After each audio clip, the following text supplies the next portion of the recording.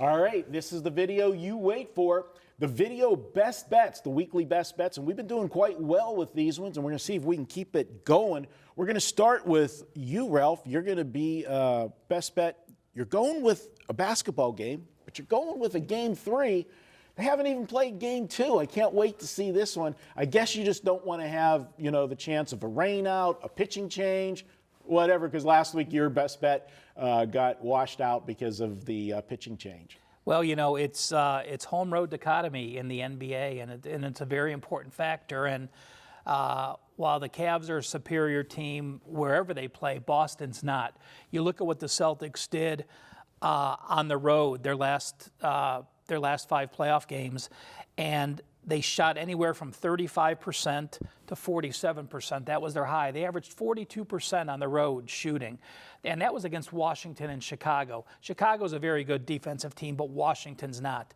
Now they're going to go and play Cleveland, who, we know was the 20th best defense in the regular season, but realistically they're probably in the top 2 or 3 when you look at them now, the way they're playing in the playoffs. Now you look at, Boston at home. 4 of their 5 games were 51% or better. So Boston is going to score less on the road. We know that. The Cavs get a little lazy at home. They are actually averaging 5 more turnovers at home than they are on the road. Game 1, we saw LeBron take it over. He wasn't going to pass the ball. He was going to take it to the hoop and score. At home, he likes getting many more people involved. That also lends to fewer shots. The Cavs average 78 shots at home in the 4 playoff games. On the road, they average 84 plus shots. So fewer shots, get more people involved. Boston is a good defensive team. They were number 2 in the league in 3-point defensive plays. The Cavs shot poor game 1, and I think game 2 is going to go over. Then I think we see a reaction. The total is probably going to be about 222. And I look for this to go under with the Cavs playing better defense, Boston struggling on the road, and a strong Game 3 defensive performance for Cleveland.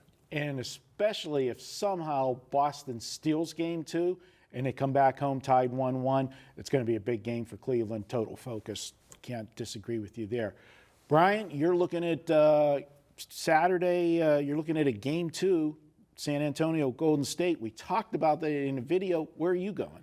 Well, I'm not looking at that game. I'm looking at Game 2 of the Cleveland game. Oh, excuse me, Game 2 of the Cleveland game. But I'm going to go the opposite. I like his analysis on that, but I'm going to go the over in Game 2. And it was a low-paced game. I mean, it was a 92-paced game in Game 1, and the game still went over because of the second half scoring. But what I like about that, and we talked about this a little bit earlier, that Isaiah Thomas and Kyrie were really not part of the offenses in those games. 2 poor defensive players who nobody really went after. And then you take a look at the teams that shot from three-point line. They didn't shoot very well from three-point line.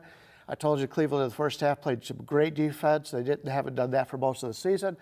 Boston, really, you take a look at the stats from Game 1, Boston had 33 assists. That was pretty impressive considering that they were blown out in that game.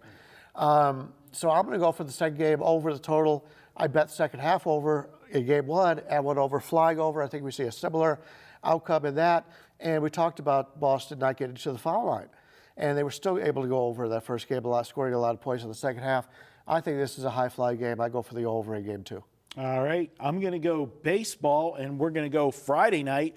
We've got Colorado. They're traveling to play Cincinnati. Now, Cincinnati will be returning home from a road trip. They were out on the West Coast at San Francisco, and then they went and played the world champion Cubs.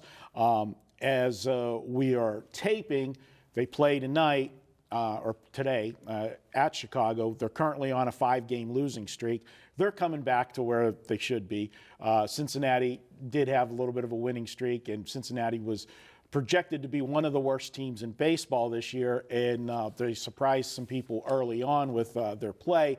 I think they come back to where they're supposed to be, and I like going against teams that first game back home off of a road trip, and I like this Colorado team. Colorado was kind of the sexy pick for a lot of people this year, and the Dodgers were the favorites, obviously, in the NL West, but a lot of people expected some improvement from Colorado, and they have played well.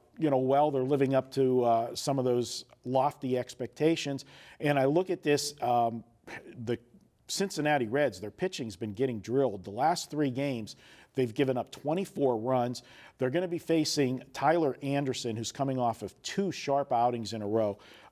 His last 2 outings, he went a combined 11 2/3. He allowed just 4 runs on 11 hits. But what I like is his strikeout to walk ratio in those last 2 outings. How about 18-3? When you're getting that many strikeouts, to me, that tells me you've got total command of all of your pitchers and you're confusing the hitters. I like that. I think he dominates Cincinnati here. I'll go ahead and take Colorado, and because they're on the road, we're going to get a decent price. And the fact that Cincinnati is returning home, and when they were home last time, they had that winning streak, I think we're going to get a little bit of a benefit on the line. So I think there's value with Colorado here for my best bet.